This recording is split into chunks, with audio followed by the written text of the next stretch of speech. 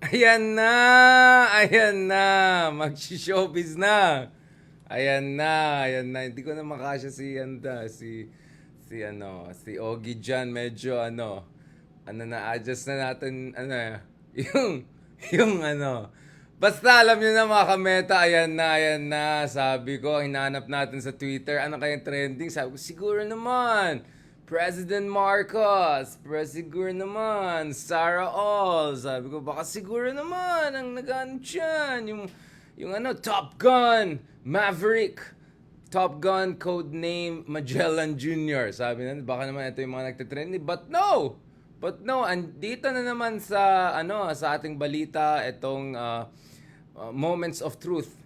In fairness hindi lang pala yung mga politiko, hindi lang mga vloggers at columnista ay nagre-real talk. Ngayon nakita natin mga kameta, pati ang mga artista natin ay nagre-real talk na. At itong si Ma'am Liza Soberano, kasi di kami close, so hindi ko siya kilala, tawagin natin. Ma'am Liza Soberano now is, she's much more open and expressive about her, siguro yung all of those feelings, emotions, thoughts that were running through her mind back in the day. But now na nasa abroad na siya, I think she's trying her hand at Hollywood now that she is quite established, now that she has her own, own thing going on, diba? It seems na mas open siya, mas komportable siya to express her true feelings. And of course, let's not forget guys, if I'm not mistaken, millennial, ano ba siya? Gen Z ba siya? I mean, almost Gen Z, diba? So I think being there in the United States in the era of woke culture, in the era of Black Lives Matter, in an era of intersectionality, of feminist rights, etc., perhaps that kind of environment has also encouraged si Liza to be much more open about her feelings and thoughts retrospectively. I don't think things she's saying right now is it pop out of nowhere. I don't think out of the blue yan. I think these were the things that were percolating there, that were marinating there for quite some time, but now she has the confidence to do it. To be honest, mga kameta, hindi ako nanonood ng mga, alam mo na, yung mga local na pelikula, yung mga ganyan. Medyo matanda na tayo for those things. Not like when we were younger, we were watching those things really. No, but the thing is, I think some, revolution in consciousness is happening right now. Also, we're seeing more and more intergenerational dialogue and sometimes contestations in ways that we have not seen. And to be honest, alam mo yung commercial ng Maya? Pasensya na lang dyan sa mga Gcash dyan Mamaya na tayo mag-post ng Gcash natin para sa crowdfunding mga kameta. Pero nakita ko yung Maya commercial. Nagkataon lang na hindi ko ma-forward or something dyan sa internet, sa TV.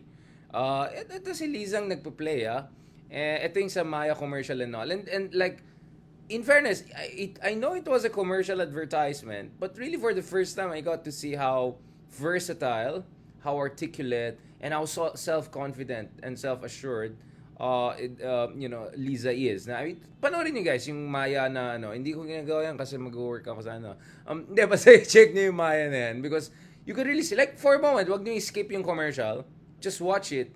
Maayos! Like yung sense of humor, very articulate, very, very eloquent, tapos, the way she shifts between different characters, and then she's ironic about it, she's making fun of it. I quite appreciated that. Parang, in fairness naman. Although, of course, Englishero siya dyan, so yung mga konyong katulad natin, nakaka-relate na. No, but in fairness, like, that's the thing. I think, unfortunately for a lot of us, we tend not to pay as much attention to local film industry, etc. because we're saying, seriously, mga ganun. Iba dyan, nagka-K-pop na lang, or yung mga katulad natin, yung mga nanonood ng Cannes Film Festival, Berlin, Film Festival, or nanonood ng mga political historical movies, yung mga Made in Marites, Made in Malacanang, or yung mga ganun types. Although, honestly mga kameta, hindi ko na pinanood yung isa, yung Made in Marites 2. Parang, papunta na ako, tapos, yung lalabas mo ng 385, parang, wag na lang, i-dinner ko na lang yan. Tapos, wag na rin i-dinner, na lang kami, nag-gym na lang ako. Nilabas na lang natin sa gym yung natin dyan, yung mga adhikain natin dyan. And then, panoorin ko yan kung hindi pa na-pull out. Kasi parang nilalangaw na rin nung last week But hopefully, if it's still around, I'll try to give it a chance, no? I'll try to watch to see ano ba meron talaga dyan. Because, sabi ni paring Xiao Chua, it's worth looking at dahil daw yung mga scenes kay Ninoy are very, very compelling. Especially scenes that were played by Isko. Mukhang yung mga scenes na yan, have kind of quite a compelling element to that. So yun po yung sinasabi ni parang Xiao Chua. So, let me check. Let me check accordingly and see kung talagang maganda ba talaga, or at least I wanna understand the propaganda, political messaging, etc. Okay, napansin niyo, medyo I'm going off the trail. Now, going back to this, hindi, yun nga, I'll be honest, siguro in the past, I didn't give as much attention to the artistic skills ng mga sikat na celebrities in the Philippines. Because let's be honest, mga kamet, I'll be very honest about this. Now, I hope I don't get into trouble. But let's be honest, we have among the best looking, actors and actresses in the world, if it's just aesthetic, no? May pagka-fuego din. At the same time, there's a part of me that, always had this appreciation for yung mga cinema, world cinema cultures, kung saan hindi mukhang priority yung good looks, di ba? So, parang, even in Hollywood, right? You see a lot of very, very celebrated actors and actresses who are not necessarily the best-looking people, but they're extremely celebrated and extremely well paid. No, way more paid than, let's say, yung mga very good-looking actresses and actors. In Europe, in the Middle East, you see a lot of that. Like superstar actors are not necessarily the best-looking one, whether it's in the French cinema, whether it's in Turkish cinema, Iranian cinema, whatever. You can see in a lot of the cinemas, there are a lot of people who are considered as among the top actors and all, but they're not necessarily there, not for the aesthetics and all. Ang nakita kong similarities between Philippines and Bollywood, no? Because clearly sa India and sa Bollywood, there's also a lot of emphasis on really having certain kind of features, no? Hindi na tayo mag-breakdown na. So honestly, there was a part of me saying that siguro when it comes to the Philippines, malaking prioritization dun sa aesthetic value, no? Less face value, I don't know what you want to call it. So, perhaps that kind of prevented us from fully appreciating the artistic skills. Now, ibang usapan mga kameta yung mga indie movies ng Pilipinas. The reason why medyo mataas ang respect natin kay anong actor ni ang probinsyano? Basta yung guy na yan, di ba? Di ba nag-play siya ng Chop Chop pa yan? Yung movie ni Mendoza dati, yung mga pinapa-Cannes Film Festival, etc. Yun. Dun mo pala makikita, magaling na actor talaga to. And I think I'm kind of proud of him because he made it from indie movie, really high-level, high-quality acting into mainstream media. And yung ang probinsyano, of course, is like the gold standard, no? For serialized movies pagdating sa Pilipinas, at least over the past 5 or 10 years or so, no? So we have those cases where you have really good actors. Yes, may face value din, but primarily very good actors who made it to Coco Martin. Yeah, si Coco Martin. Yeah. So si Kuyang Coco Martin, in fairness sa kanya, believe tayo sa kanya because when hindi pa siya ganun kasikat, yung mga movies niya, yung mga movie kay Mendoza ganun, nakita na galing talaga. Mahusay talaga siya. Noon pa lang naisip ko, uy, sana ma-discover na to sa mainstream media rin, no? But so I'm glad that he made the transition and quite successful, and I hope he sets the standard for that. But let's be very honest, in the Philippines, mataas yung value ng face value. Let's just be brutally honest about it, no? Because I'm absolutely sure there's so many super good actors and actresses there who are not getting as much attention or as much investment, as much, what I'm saying, diba? As good roles, because they may not necessarily fit the certain expectation of how a lead actor or lead actress is supposed to look like, no?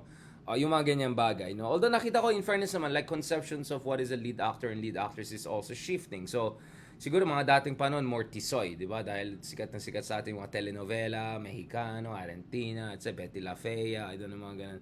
Ngayon, mas sikat kasi yung mga K-pop, K-wave, K-cinema. So, siguro mga emphasis ngayon is more like on chinito looking, I don't know if that's proper, or like, let's say, Asian aesthetic look, no? So, anyway, so that's the general background of where I'm coming in. So ito mga kamay, see, even yung showbiz natin may sociological, political analysis, no? I don't approach anything just out of nowhere. We approach things from a certain big picture angle.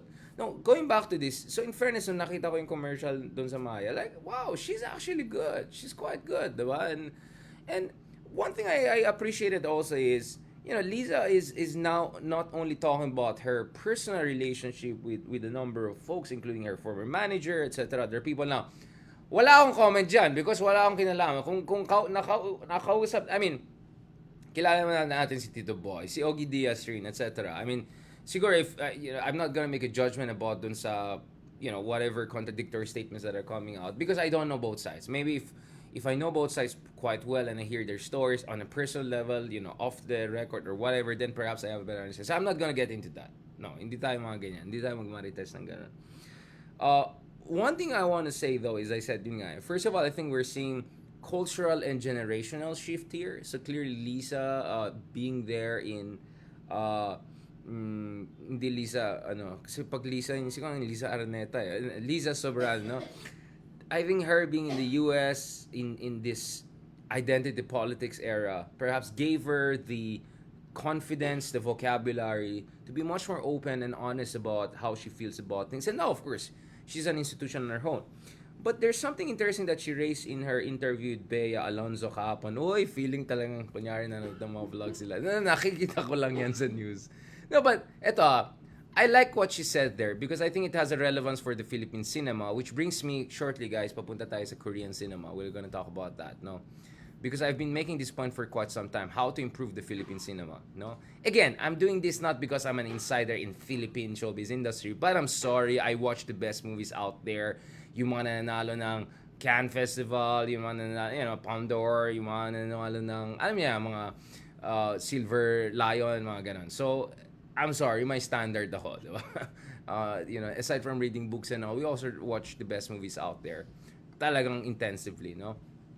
Hindi naman siguro mga Polanski na dahil na-cancel na si Polanski, but mamaya na yan. But mga Taste of Cherry, yung mga, mga really good movies. We try our best to watch those movies, no? Now, going back to this, let's just bring out the things sinabi ni Liza. Because I think it's relevant to what I've been saying for quite some time and a discussion we have been having for quite some time. Nasaan na? Ito. So, ito yung kinuha natin sa ating mga ka-inquirer. So, ito po yung interview niya. Vlog ba ni Bea Alonzo yan? Okay, I mean, vlogger na lahat ng artista ngayon, di ba? So, ito. So, ayon dito sa news by Philippine Daily Inquirer, kung saan, of course, columnista tayo, kaya I trust what they say. Ito po yung quote niya na, Bakit box? To box a woman like that is so dangerous. Actually, okay. So the context pala is parang sinasabi ni Liza is she was not only constrained by, but she was like squeezed into this love team role and she was kind of like probably stuck there and she was not able to fully express herself. So I think sinabi niya, everything that I try to do now as a solo artist, so the emphasis is solo artist, isn't being taken seriously or like isn't being respected and it's seen as something negative. They think I'm some kind of a wild child now just because I'm not in a love team or I'm not seen around the same man constantly. Of course, si Hill ba to? Sino ba yan? Si James yung niya, diba? Yung director niya. Or whatever.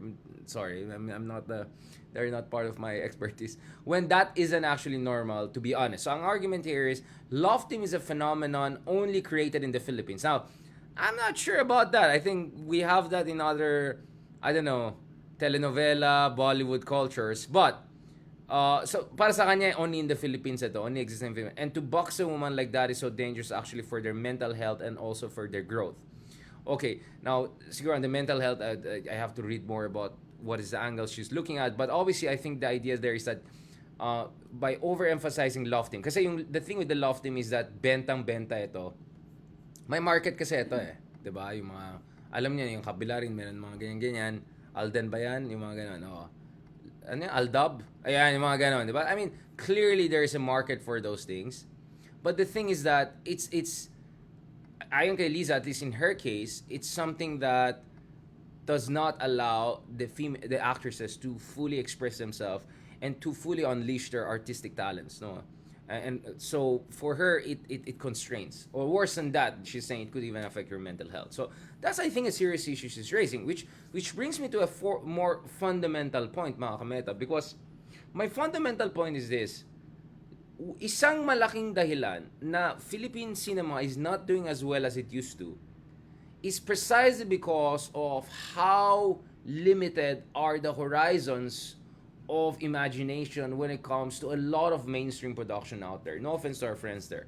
So if you look at it, the plots are really predictable compared to what you're getting elsewhere. The plot twists are not as much there. Misa ang gulo, ang dami mga actors and actresses. The plot is a little bit all over the place. It's not well disciplined. And yun nga eh.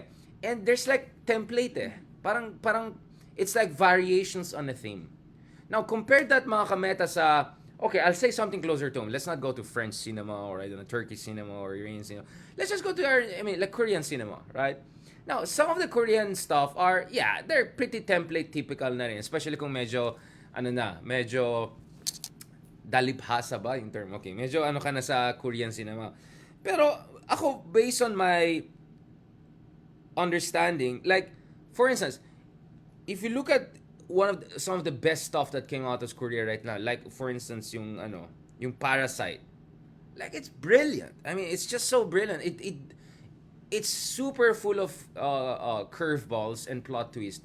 In fact, until the last part, you're not exactly sure what's going on there. That's why I was so transfixed and I was so impressed by that movie that I had to do background check, and it made sense to me that what actually the director was trying to do was he was kind of going along the Dostoevsky plot in the book Demons. No, it's a fascinating book. You have to guys to read it. But essentially, it starts with comedy, then it goes to horror, and then becomes tragedy. Right. So if you look at the movie Parasite, it starts as comedy. The first part is lighthearted, making fun, making jokes, but slowly, it gives you a hint of there's something not right here. No, especially in terms of you see social tensions, you see cynicism, and then suddenly it becomes a horror story, right? It becomes a horror story, and then it culminates in as horrific as it can get. And then towards the end, it's tragic. It's suddenly sad. It makes you think. It makes you reflect. So that movie was wow, diba? Like wow, talaga. And it became the first Asian movie, if not foreign movie, to win the best director, or is it the first foreign director to win that? Because we know the French won the best actor like 10 years ago or so, diba? Dun sa Oscars. But so ganon, or even okay, the Squid Game kasi, I have a little bit concern with that because there are accusations that drew a little bit on a Japanese counterpart, the less known Japanese counterpart. So I think the jury's still out on that. But in fairness naman, even the Squid Game, if you don't know about the background or accusations of plagiarism from the Japanese counterpart, etc. Kasi tayo napanood natin yung yung Alice in the Borderland, diba? I mean, it's fascinating. I love Japanese stuff. I love Japanese culture, movies, etc. Ano tayo, batang PlayStation tayo, di ba? Hindi naman Gundam, medyo matanda na yun, pero batang PlayStation tayo. Now, going back to this mga kameta, like in the Squid Game, it's really hard to see where this is going, right? Kaya, and it constantly my cliffhanger. And then, hindi siya overpopulated with too many, you know what I'm saying, di ba? So, it allows the audience to fully focus on the key actors. And it allows the plot to fully express itself. So, now I'm talking as a writer.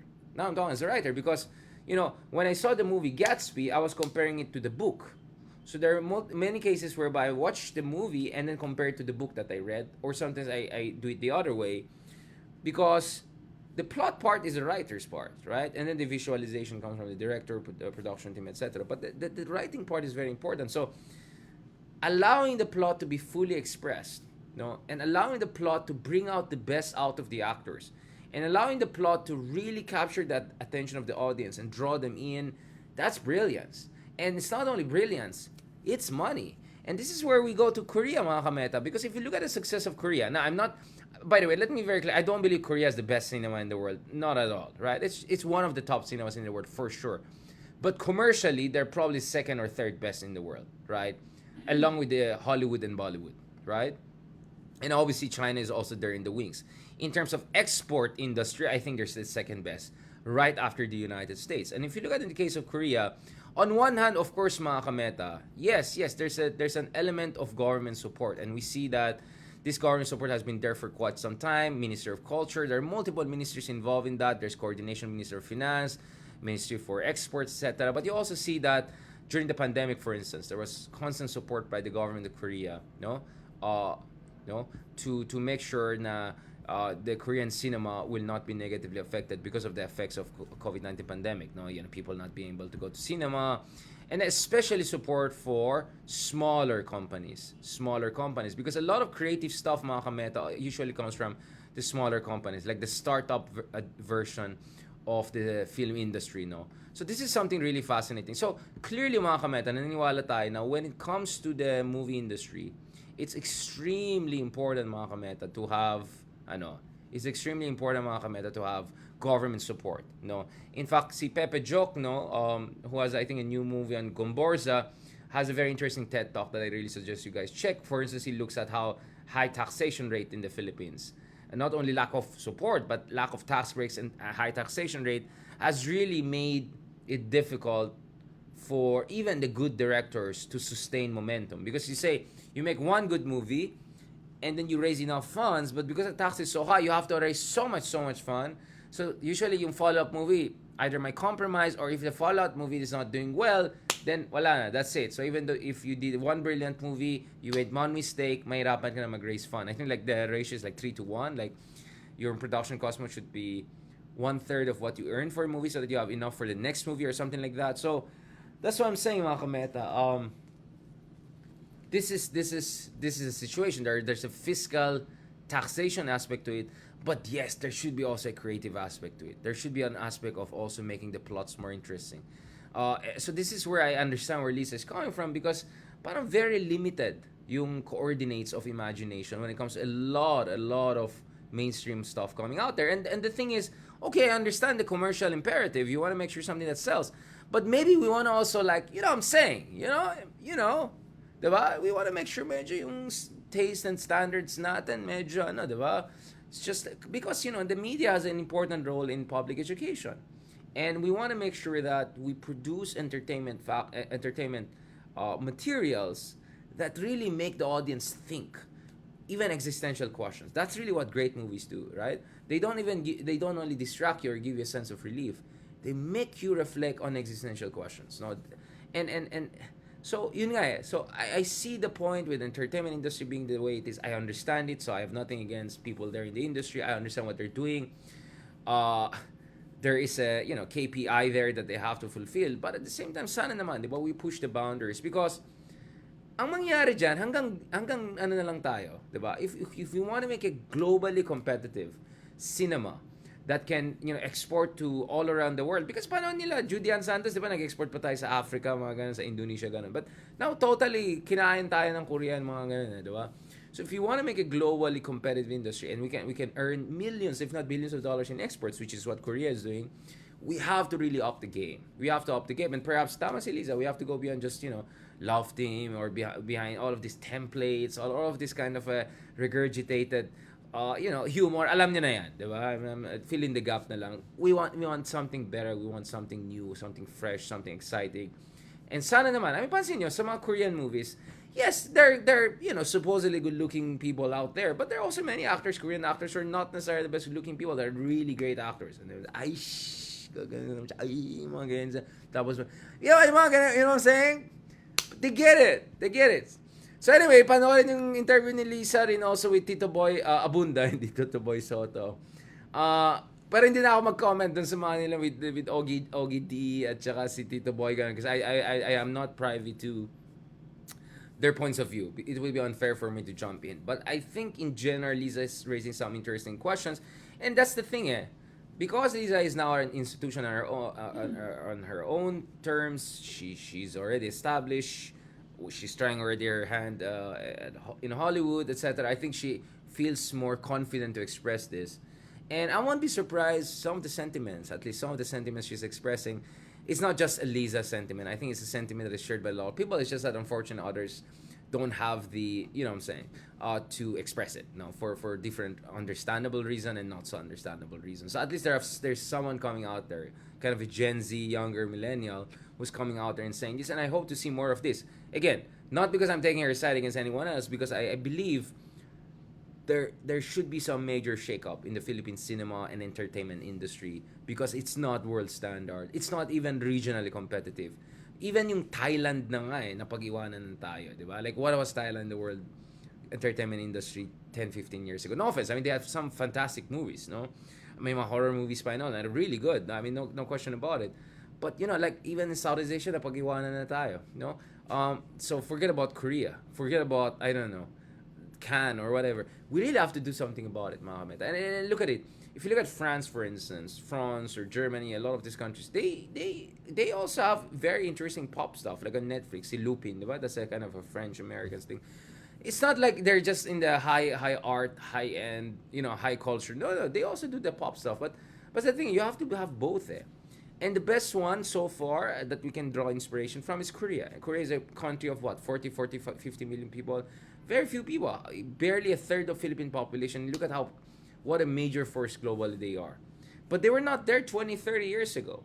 In fact, if you know about Korean cinema, their golden age of cinema was actually in the 60s in terms of super artistic and all. But pagdating dun sa really globally appealing movies, this is really the past 10, 15 years. And that's because they already have been able to build a robust, really industrial complex, that's churning out fantastic movies, fantastic plots, etc. Although, to be honest, nakakaumay na pag nakita mo naman sa Netflix, puro mga taga... You know what I'm saying? Like, mix it up a little bit. No? Kaya nga, I like watching my European, Japanese, whatever, right? Okay.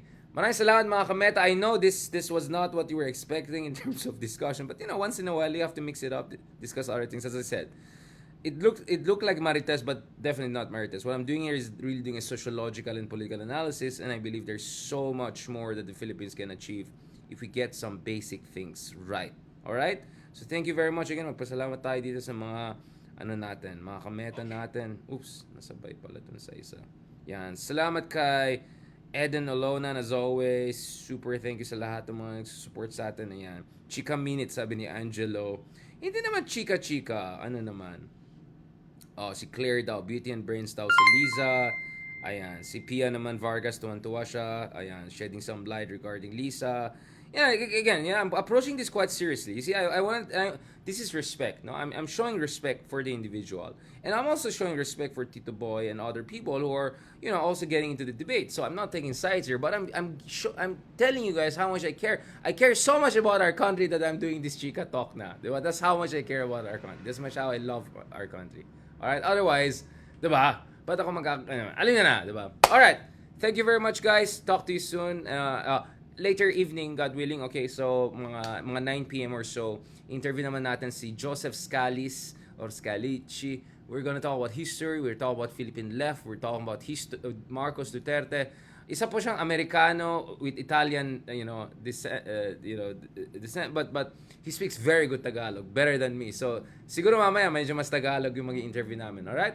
Abangan yan. Thank you very much and talk to you guys soon. By the way, matagal ko na kaibigan si Joseph, no? And I'm glad that Christian Esguerra and some of the other good journalist friends already interviewed him. So I said, ay, dapat lang talaga kasi kaibigan kami, matagal na, di ba?